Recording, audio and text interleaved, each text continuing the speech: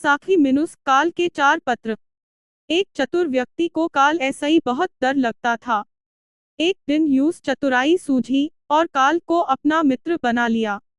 उससे कहा, मित्र, तुम किसी को भी नहीं छोड़ते हो, किसी दिन मुझे भी गाल में धर लोगो।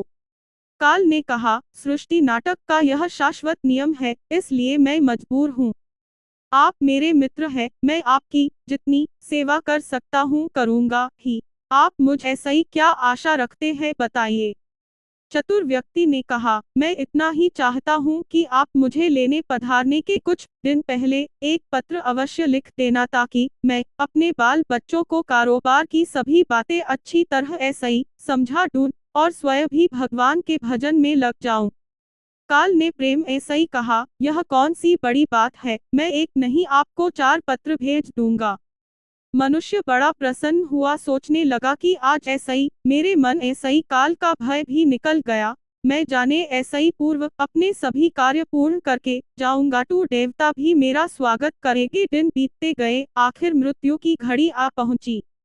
काल अपने दूतों सहित उस चतुर व्यक्ति के समीप आकर कहने लगा, आपके नाम का वारंट मेरे पास है, मित्र चलिए। मैं सत्यता और दृढ़ता पूर्वक अपने स्वामी की आज्ञा का पालन करते हुए एक क्षण भी तुम्हें और यहाँ नहीं छोड़ूंगा। मनुष्य के माथे पर बल पड़ गए, रुकुटी तन गई और कहने लगा, धिक्कार है तुम्हारे जैसे मित्रों पर, मेरे साथ विश्वासघात करते हुए तुम्हें लज्जा नहीं आती। तुमने मुझे वचन दिया था कि लेने आने ऐसा ही पहले पत्र लिखूंगा। मुझे बड़ा दुख है कि तुम बिना किसी सूचना के अचानक दूतों सहित मेरे ऊपर चढ़ आए। मित्रता दूर रही, तुमने अपने वचनों को भी नहीं निभाया। काल हंसा और बोला, मित्र इतना झूठ तू न बोलो। मेरे सामने ही मुझे झूठा सिद्ध कर रहे हो। मैंने आपको एक नहीं 4 पत्र भेजे, आपने एक भी उत्तर नहीं दिया। मनुष्य ने चौंक कर पूछा, कौन ऐसा ही पत्र? कोई प्रमाण है? मुझे पत्र प्राप्त होने की कोई डाक रसीद आपके पास है तो दिखाओ। काल ने कहा, मित्र घबराओ नहीं, मेरे 4 पत्र इस समय आपके पास मौजूद है।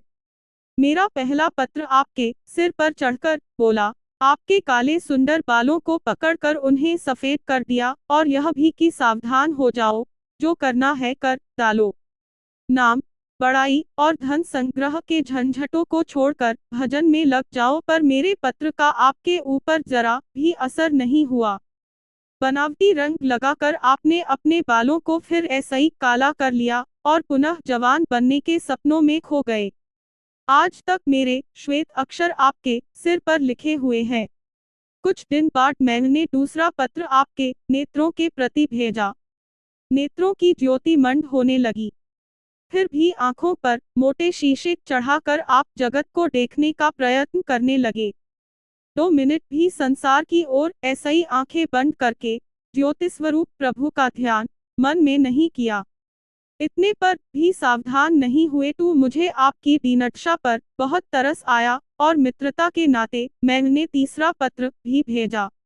इस पत्र ने आपके दांतों को छुआ, हिलाया और तोड़ दिया, और अपने इस पत्र का भी जवाब न देखकर और भी नकली दांत लगवाए और जबरदस्ती संसार के भौतिक पदार्थों का स्वाद लेने लगे। मुझे बहुत दुख हुआ कि मैं सदा इसके भले की सोचता हूँ और यह हर बात एक नया बनावटी रास्ता अपनाने को तैयार रहता है। अपने अंतिम पत्र के रूप में मैंने रोग क्लेश तथा पीड़ाओं को भेजा, परंतु आपने अहंकारवश सब अनसुना कर दिया। जब मनुष्य ने काल के भेजे हुए पत्रों को समझा तो फुट फुट कर रोने लगा और अपने विपरीत कर्मों पर पश्चाताप करने लगा। उसने स्वीकार किया कि मैंने गफलत में शुभ चेतावनी भरे इन पत्रों को नहीं पढ़ा। मैं सदा यही सोचता रहा कि कल ऐसा ही भगवान का भजन करूंगा, अपनी कमाई अच्छे शुभ कार्यों में लगाऊंगा, पर वह कल नहीं आया। काल ने कहा, आज तक तुमने जो कुछ भी किया, राग, रंग, स्वार्थ और भोगों के लिए किया। जानबूझकर ईश्वरीय नियमों को तोड़ना जो करता है, वह अक्षम्य है। मनुष्य को जब बातों ऐसा ही काम बनते हुए नजर नहीं आया तो उसने काल को करोड़ों की संपत्ति का लोभ दिखाया। काल ने हंसकर कहा, यह मेरे लिए धूल है। लोभ संसारी लोगों को वश में कर सकता है, मुझे नहीं। यदि तुम मुझे लुभाना ही चाहते तो सच्चाई और शुभ कर्मों का धन संग्रह करते। काल ने जब मनुष्य की एक भी बात नहीं सुनी तो वह हाय हाय करके रोने लगा और सभी संबंधियों को पुकारा, परंतु काल ने उसके प्राण पकड़ लिए और चल पड़ा अपने गंतव्य की ओर।